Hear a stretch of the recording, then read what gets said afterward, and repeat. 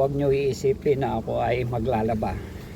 Ako ay maghahunting dahil yung isa kong dumalagang native na manok ay hindi na naman marunong umuwi. At timing, mahangin, medyo malamig ang panahon.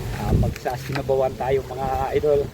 At itong manokong ito ay pupuntahan ko dun. Nangapit bahay na naman. Dito ko lang yung kanina mga idolo na sipat kanina. Dito lang yun sa may mga gilid ng mga bakuran.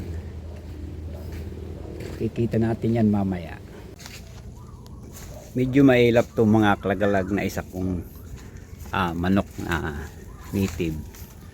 So ayan, gusto ko sana magtulak kaso hindi basta-basta mahuhuli. So gagawa natin ng paraan para tayo makapagtula sa araw na to. So yan, malayo na mga kalagalag. Kumuha muna tayo mga idolo ng sanga na gagamitin nating pagpatayo sa palangganang ito para na kapag isinet up natin ay sureball na ang ating inahunting na manok na layas ay ating itong mahuhuli. At sa pamamagitan ng mga kalagalag ay ise-set up natin yan. Ito na yung sanga natin mga kalagalag at 3 piraso lang ang gagamitin nating gamit para makagawa tayo ng basic trap para maulingan natin yung layas nating native na manok, lubid, sanga at palanggana. So napakasimple lang mga ka-hunter i-set up ito. So ganyan lang, patayuin natin yung palanggana at itong sanga ilagay natin dyan. So ayan, mga kalagalag nakatayo at ito meron tayong lubid. At dito sa sanga na to mga kaidolo ay dito lang natin to itatali. So ayan, napakasimple lang ng basic at basta paalala ko lang, huwag nyong gagamitin to sa mga manok ng kapitbahay nyo at baka kayo ay kalaboso. Ito lang tayo mag-tip ng mga kalagalag. Dito natin i-set up itong ating basic trap palanggana. Tatalian lang natin ito at lalagay tayo ng patuka dito sa loob at ayusin na natin.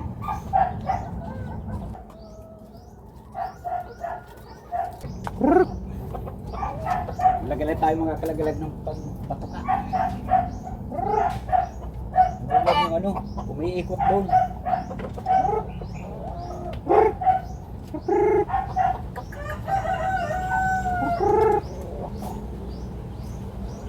Ayan ang mga kalagalag. Ready na yung trap natin na basic palanggana at hintay na lang natin yung layas na native nating manok na lumapit dyan at tayo ay mag-aabang at sisiguraduhin natin ayan ang mga kalagalag na mahuhuli ito. So ayan, palapit na, tumutuka lang siya doon sa unang nilagay natin.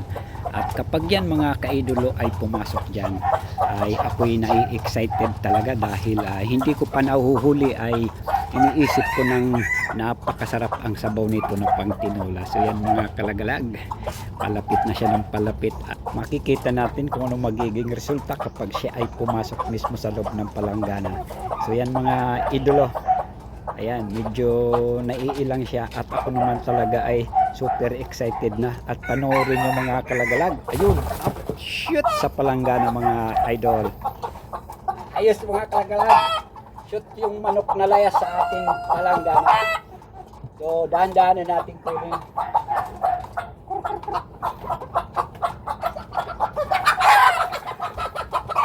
Sa mga hunter, napalanggana natin yung